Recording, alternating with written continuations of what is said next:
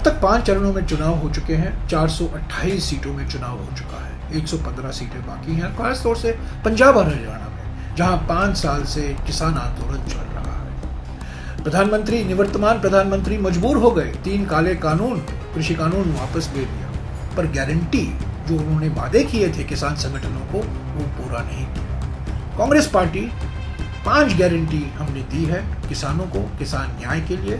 इसमें से 2 मुख्य हैं। पहला तो ये है कि हम एमएसपी को कानूनी दर्जा देंगे, एक कानून बनाएंगे, विशेष कानून बनाएंगे, पारित कराएंगे लोकसभा में और राज्यसभा में, और स्वामीनाथन आयोग की सिफारिश के आधार पर ही हम एमएसपी तय करेंगे, यानी कि संपूर्ण खेती की लागत और उसको 1.5 गुना बढ़ाकर उस तक पर एमएसपी लागू होगा। दूसरा गारंटी है कर्जा माफ।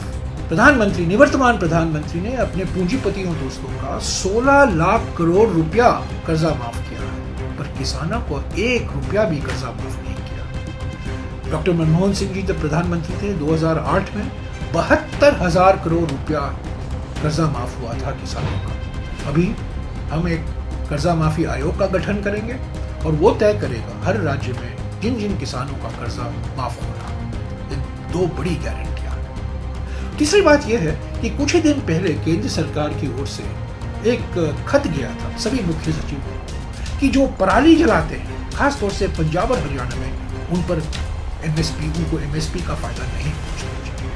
ये बिल्कुल किसान विरोधी कदम है। हम इसका पूरा खंडन करते हैं और हम आश्वासन देते हैं कि सभी किसानों को एमएसपी लागू हो। अंत में मैं ये कहूंगा कि भूमि अधिग्रहण कानून जो 2013 में पारित किया गया था, किसानों के हित में था। जबरदस्ती भूमि अधिग्रहण नहीं था, 4 गुना मुआवजा किसानों को मिलना था। अगर भूमि अधिग्रहण होता है, उसका सही इस्तेमाल 5 साल के अंदर नहीं होता है, वो वापस जमीन किसानों को लौटाया जाएगा। ये सब कमजोर किए गए हैं नरेंद्र मोदी की ओर से। नरेंद्र मोदी की सरकार ने उस भूमि अधिग्रहण कानून, क्रांतिकारी प्रगतिशील 2013 का भूमि अधिग्रहण कानून को पूरे तरीके से खत्म करने की साजिश रचाई।